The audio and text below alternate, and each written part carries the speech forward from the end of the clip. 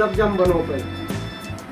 मी असा विचार केला 2026 पासून आपण व्हिडिओ काढायचे, स्वयंपाकाचे व्हिडिओ काढायचे, आपण संपूर्ण माहिती देणार। आज आपण गुलाबजाम बनवतोय। ही गुलाबजाम अरारोट पावडर आणि हरेली माव्याचे पीठ मळून ठेवलेले आहे। ही मोराईसाठी पीठ मळायचे आपल्याला, असं एक जीव होस्तर पीठ मळायचंय।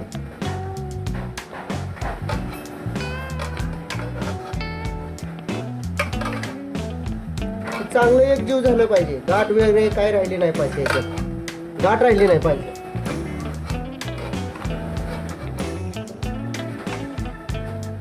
1 किलो हरियाली मावा, 300 ग्रॅम कॉर्नफ्लॉवर पावडर टाकायची।